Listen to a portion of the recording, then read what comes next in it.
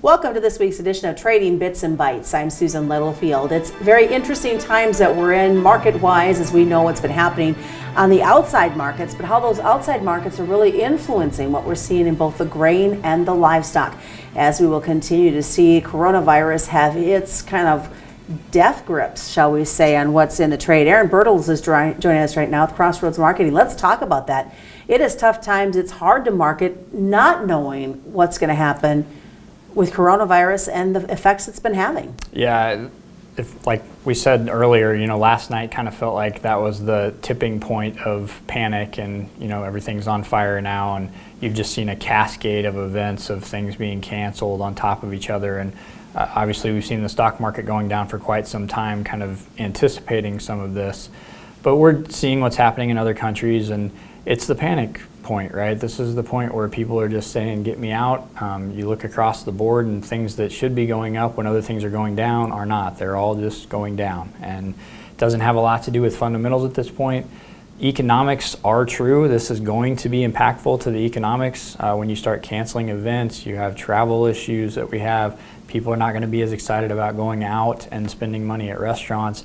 This is certainly the true, it's a true case here, but we don't have any idea. They're trying to price in the worst case scenario of this. We don't know how long this is going to take. We don't know if we'll eventually get quarantined.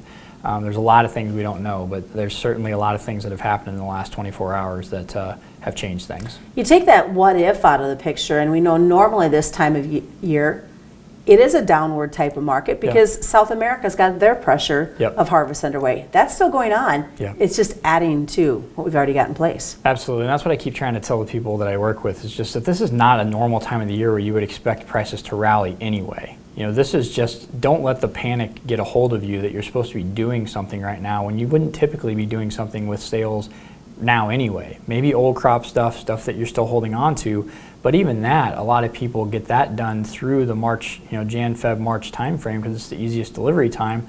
And I think the things are still ahead of us that are normally ahead of us. Still the summertime, June, July, those things that typically give us those opportunities every year. We don't know how long this is going to last, but the best times, the best opportunities are not now, typically. They're ahead of us from this point. Well, we know that the CME, as we move forward, will have no floor trading for the unforeseeable future.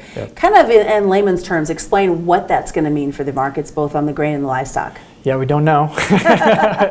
But it's one of those things that you've had the one side arguing for a long time that we don't need the floor anymore.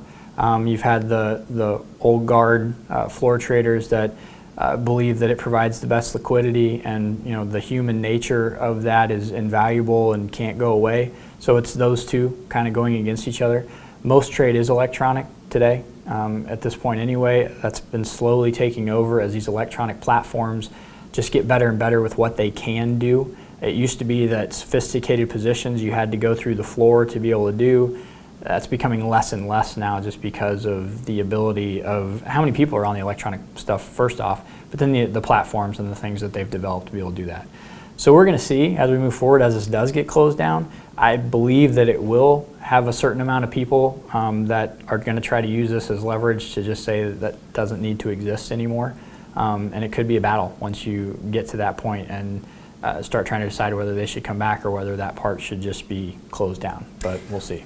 Thought it was interesting too, livestock, it's a bigger issue than what it is from the grain perspective. Yes, for sure. And a lot of that is because the electronic stuff from a livestock standpoint probably isn't quite where the grain stuff is, and most of that's because of amount of participation, right? And what companies have put their money into developing because of where all the money is, right? It's in corn and soybeans and those markets, whereas livestock maybe not as much. So certainly a little more need there. And there are certain markets that it is a bigger need to have the floor because it's not as liquid on the electronic market.